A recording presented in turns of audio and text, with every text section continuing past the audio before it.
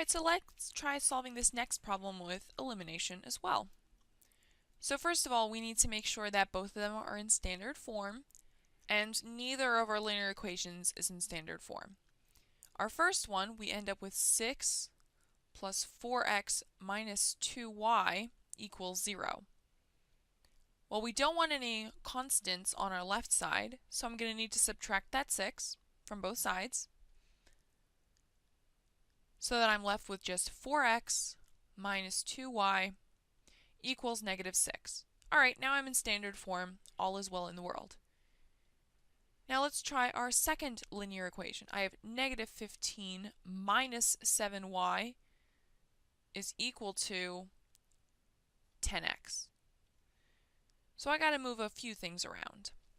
One way that I can do this, because I don't want to have to move my x terms to the left and my constant to the right, what I can do is just say plus 7y. Now I have negative 15 is equal to 10x plus 7y. And then I just flip everything to the opposite side of the equal sign. It's kind of like flipping it around in a mirror. So I end up with 10x plus 7y is equal to negative 15. As you can see, I've just moved everything from one side to the other.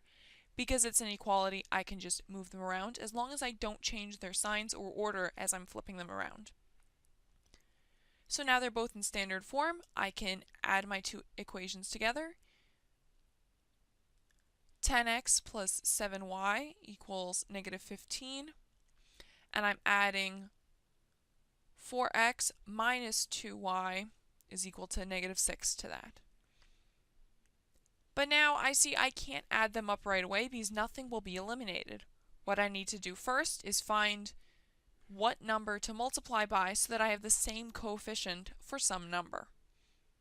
Let's see, do I want to cancel out my x's or my y's? Because my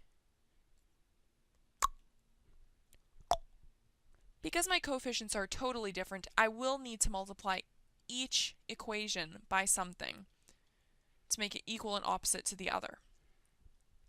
So I'm going to look at my y's. They're already opposite, so now I just need to multiply them by something. If I multiply my first equation by 2, then I'll definitely have a factor of 2 associated with my y.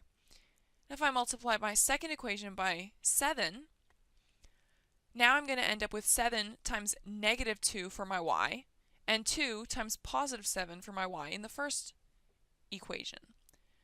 So now they will definitely be equal and opposite because I'm multiplying my y terms by the same factors, but with opposite signs.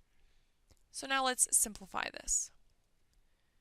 Now I'm left with 20x plus 14y is equal to negative 30. Alright, that's good. Now in my second one, I have 28x minus 14y, perfect, it's opposite, exactly what I wanted, is equal to negative 42. And now all what I have to do is add everything up. I already know that my y's are canceling out, exactly what I wanted. Now I have 48x is equal to negative 72. My final step there to solve, I have to divide. 48x equals negative 72. Divide both sides by 48.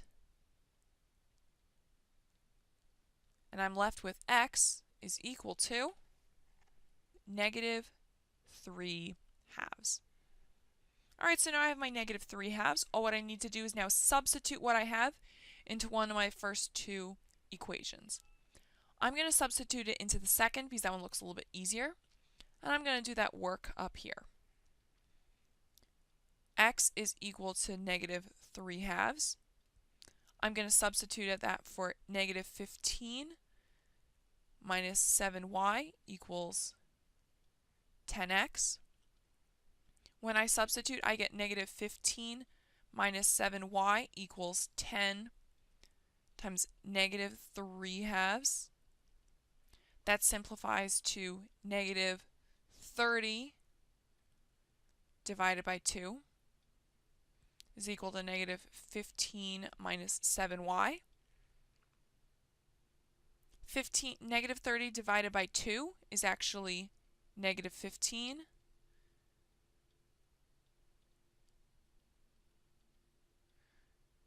Now I add that 15 to both sides, and I end up canceling it out in both places,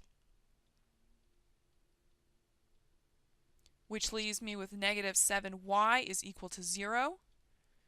When I divide both sides by negative 7, I end up with y is equal to 0.